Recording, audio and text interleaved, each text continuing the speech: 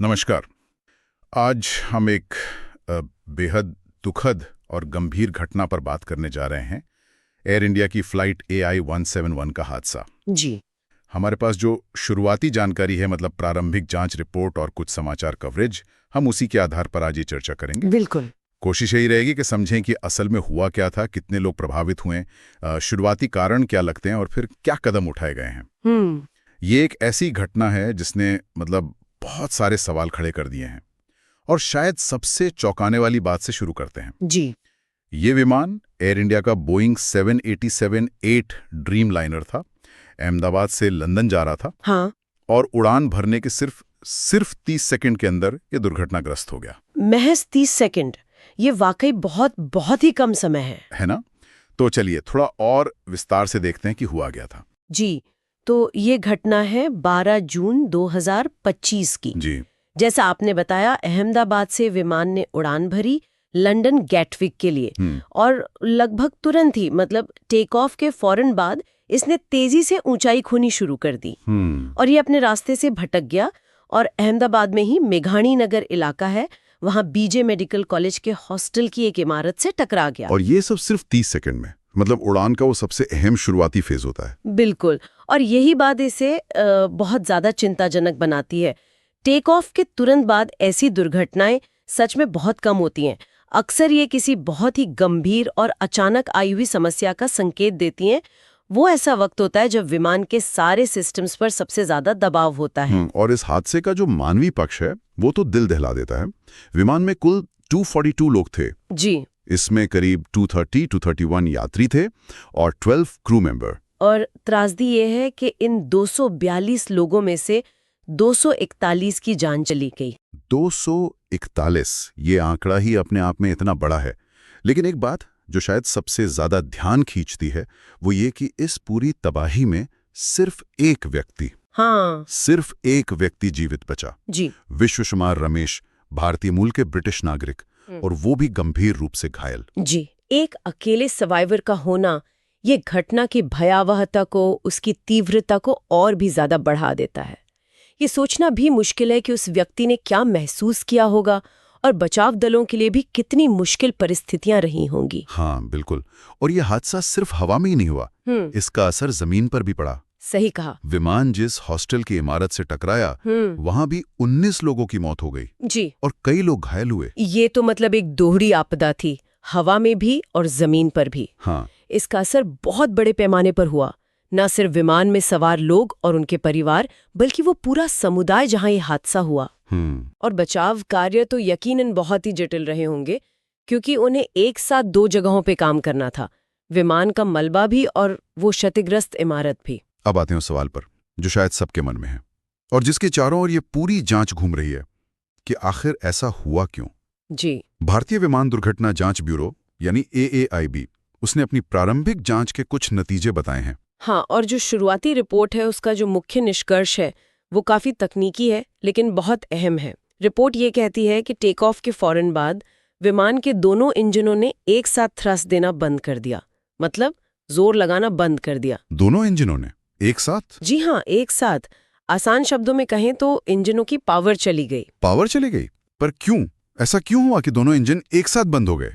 Report के मुताबिक ऐसा इसलिए हुआ क्योंकि कॉकपिट में जो फ्यूल कंट्रोल स्विच होते हैं। Fuel control switch? हाँ, वो अपने सामान्य रन स्थिति यानी चालू स्थिति से हटकर कट ऑफ स्थिति में चले गए। UF मतलब बंद? हाँ, कट ऑफ का मतलब है कि इंजन को जो फ्यूल सप्लाई है, ईंधन की आपूर्ति, वो पूरी तरह से रोक दी गई। और बिना ईंधन के तो इंजन चल ही नहीं सकते। लेकिन ये कैसे संभव है? क्या ये सामान्य बात है कि दोनों इंजनों के फ्यूल कट ऑफ स्विच, वो भी एक साथ और उड़ान के इतने नाजुक मोड़ पर अपने आप बंद हो जाएं? बस यहीं पर इस पूरी जांच का सबसे बड़ा रहस्य और सबसे बड़ी चुनौती छिपी है। आपने बिल्कुल सही मुद्दा उठाया। ये बिल्कुल भी सामान्य नहीं है, कतई नहीं। देखिए, प्रारंभिक रिपोर्ट ये तो बता रही है कि क्या हुआ, स्विच कट ऑफ पर गए जिससे इंजन बंद हुए। हाँ। लेकिन ये क्यों हुआ, इसका जवाब रिपोर्ट में साफ तौर पर अज्ञात लिखा है, अननोन। तो हमें ये पता है कि स्विच बदले, इंजन बंद हुए, विमान नीचे आया, ये क्रम तो पता है जी। लेकिन वो पहली कड़ी कि स्विच क्यों बदलें, वही गायब है। बिल्कुल सही कहा आपने। जांच अब इसी क्यों पर टिकी हुई है। अब देखिए, कई संभावनाएं हो सकती हैं जिन पर जांचकर्ता यकीनन ध्यान दे रहे होंगे। जैसे, क्या ये कोई मैकेनिकल खराबी थी, स्विच के मैकेनिज्म में ही कोई गड़बड़ी आ गई, या फिर क्या विमान के सिस्टम डिजाइन में कोई ऐसी कमी है, कोई खामी जो ऐसी खतरनाक स्थिति पैदा कर सकती है। या मानवीय भूल भी तो हो सकती है। क्या गलती से स्विच दब गए अनजाने में? हाँ, ये भी एक संभावना है। मानवीय भूल यानी क्या स्विच अनजाने में ऑपरेट हो गए, या फिर कोई और ही कारण था, कोई बाहरी फैक्टर। जब तक जांच पूरी नहीं हो जाती, कुछ भी पक्के तौर पर कहना नामुमकिन है। ये बात सोचने वाली है कि इतने अहम कंट्रोल्स जो सीधे इंजन से जुड़े हैं, उनके लिए कुछ सुरक्षा उपाय, कुछ सेफ्टी मैकेनिज्म तो होंगे ना? बिल्कुल होते हैं। तो क्या वो फेल हो गए? आमतौर पर ऐसे जो क्रिटिकल स्विच होते हैं, उनके डिजाइन में सेफ्टी गार्ड्स होते हैं या फिर लॉकआउट मैकेनिज्म होते हैं, ताकि उन्हें गलती से ना चलाया जा सके, खासकर टेक ऑफ जैसे अहम चरण के दौरान। अच्छा। तो जांच का एक बड़ा पहलू ये भी होगा कि क्या ये सुरक्षा उपाय उस विमान में थे, क्या वो ठीक से काम कर रहे थे, प्रभावी थे, और क्या कोई ऐसी अनोखी अप्रत्याशित स्थिति पैदा हुई जिसने इन सुरक्षा उपायों को भी बेकार कर दिया, उन्हें निष्प्रभावी बना दिया। ये विमानन सुरक्षा डिजाइन के लिहाज से एक बहुत ही गंभीर सवाल है। और जाहिर है इस भयानक हादसे के बाद कई तरह के कदम उठाए गए हैं, कानूनी तौर पर भी और जो रेगुलेटरी बॉडीज हैं उनकी तरफ से भी। जी हाँ, ऐसी त्रासदियों के बाद ये अक्सर देखने को मिलता है। कुछ पीड़ित परिवारों ने कानूनी कार्रवाई शुरू की है। विमान बनाने वाली कंपनी बोइंग और जो फ्यूल स्विच बनाने वाली कंपनी है हनीवेल, उनके खिलाफ। अच्छा, और इन मुकदमों में मुख्य तौर पर क्या कहा जा रहा है, आरोप क्या है? इनमें मुख्य आरोप यही लगाया गया है कि जो फ्यूल कंट्रोल स्विच का डिजाइन था उसमें कुछ खामियां थीं, कुछ कमियां थीं, और ये भी आरोप है कि शायद इन कंपनियों को इन स्विच से जुड़े संभावित खतरों के बारे में पहले से पता था, लेकिन उन्होंने उसे ठीक करने के लिए जरूरी कदम नहीं उठाए। तो अब ये परिवार जवाबदेही तय करवाना चाहते हैं और मुआवजे की मांग कर रहे हैं। और सरकार की तरफ से या जो विमानन नियामक संस्थाएं हैं जैसे DGCA भारत में, उनकी क्या प्रतिक्रिया रही है? हाँ, उन्होंने भी तुरंत एक्शन लिया है। एयर इंडिया के पास जितने भी बोइंग 787-8 और 787-9 विमान हैं, उन सब के लिए विशेष निरीक्षण के आदेश दिए गए हैं, और साथ ही कुछ अतिरिक्त रखरखाव कार्य करने को भी कहा गया है। इसका मतलब ये हुआ कि वो ये पक्का करना चाहते हैं कि अगर ये कोई ऐसी दिक्कत है जो दूसरे विमानों में भी हो सकती है, बिल्कुल, तो उसे फौरन पकड़ा जाए और ठीक किया जाए, भले ही अभी तक असली कारण पता ना चला हो। एकदम सही। ये एक एहतियाती कदम है, एक प्रिकॉशनरी मेजर।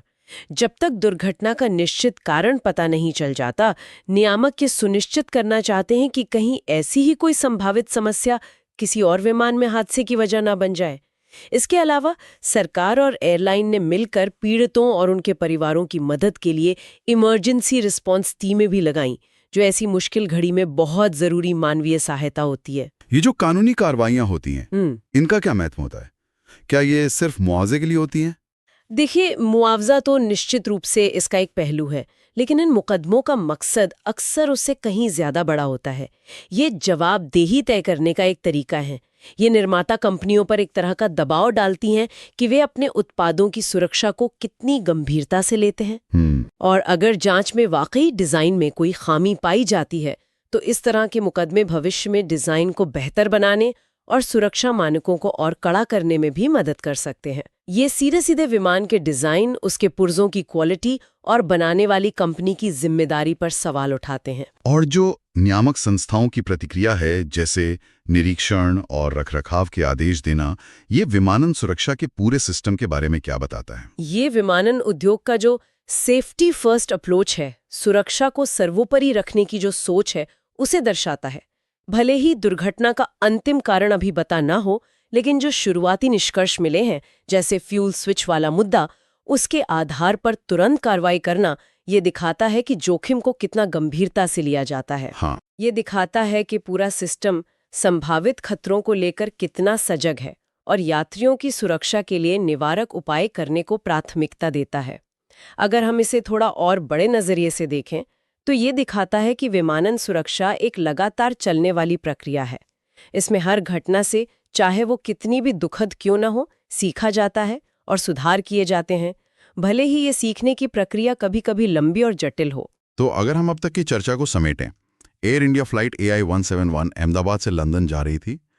टेक ऑफ के कुछ ही सेकंड बाद दुर्घटनाग्रस्त हो गई। जी, विमान में 242 लोग थे, जिनमें से सिर्फ एक विश्वश कुमार रमेश जीवित बचे और जमीन पर भी 19 लोगों की जान गई। प्रारंभिक जांच कहती है कि दोनों इंजनों ने एक साथ काम करना बंद कर दिया। हाँ, क्योंकि फ्यूल कंट्रोल स्विच रन से कट ऑफ स्थिति में चले गए थे। लेकिन सबसे बड़ा सवाल जो अभी भी अनसुलझा है वो ये कि ये स्विच उस स्थिति में क्यों गए। बिल्कुल, ये जांच का केंद्र बिंदु है और इसका जवाब अभी तक नहीं मिला है, अज्ञात है। इस घटना के बाद कानूनी कार्यवाही शुरू हुई है। विमान और स्विच बनाने वाली कंपनियों पर डिजाइन में खामी के आरोप हैं। जी, और साथ ही नियामक संस्थाओं ने एहतियात के तौर पर एयर इंडिया के पूरे 787 बेड़े के निरीक्षण और अतिरिक्त रखरखाव के आदेश दिए हैं। तो कुल मिलाकर मतलब ये है कि हमारे पास घटना की एक बाहरी तस्वीर तो है, क्या हुआ, कब हुआ, उसके फौरी नतीजे क्या हुए। हाँ, रूपरेखा है। लेकिन इसके मूल में जो क्यों छिपा है वो अभी भी एक पहेली बना हुआ है। बिल्कुल। और यहीं से एक विचार मन में आता है जिस पर शायद गौर करना जरूरी है। ये घटना हमें एक बार फिर याद दिलाती है कि ये जो आधुनिक विमानन तकनीक है ये अविश्वसनीय रूप से कितनी जटिल है, कितनी कॉम्प्लेक्स है। और साथ ही ये इस बात पर भी जोर देती है कि कैसे एक छोटा सा दिखने वाला पुर्जा जैसे कि ये फ्यूल कंट्रोल स्विच पूरे सिस्टम के लिए कितना नाजुक, कितना अहम हो सकता है। उसकी एक विफलता के नतीजे कितने विनाशकारी हो सकते हैं। सही बात है। तो जब तक ये जांच पूरी नहीं हो जाती और ये साफ नहीं हो जाता कि वो स्विच कट ऑफ स्थिति में क्यों गए, क्या ये कोई ऐसी तकनीकी खराबी थी जिसके बारे में सोचा नहीं गया था, या डिजाइन में कोई ऐसी कमी थी जिसे अनदेखा किया गया, या कोई जटिल मानवीय पहलू था, या कुछ और ही था, जब तक ये स्पष्ट नहीं होता तब तक विमानन सुरक्षा को लेकर एक सवालिया निशान तो बना ही रहेगा। और ये हमें सोचने पर मजबूर करता है कि हम भविष्य में ऐसी विफलताओं का अंदाजा कैसे लगा सकते हैं और उन्हें कैसे रोक सकते हैं जिनकी शायद हमने पहले कल्पना भी नहीं की थी। ये आने वाले वक्त में सुरक्षा सिस्टम के डिजाइन और पायलटों की ट्रेनिंग के लिए एक बहुत बड़ा सबक हो सकता है। ये वाकई एक बहुत गहरा सवाल है और इसका जवाब ढूंढना पूरे विमानन उद्योग के लिए बहुत महत्वपूर्ण होगा। आज के इस अहम चर्चा के लिए आपका बहुत बहुत धन्यवाद। धन्यवाद। उम्मीद है कि इससे इस दुखद घटना के अलग अलग पहलुओं और जो अनसुलझे सवाल हैं उन्हें समझने में कुछ मदद मिली होगी। अगली बार फिर मिलेंगे एक नए विषय पर और गहराई से बात करने के लिए। नमस्कार।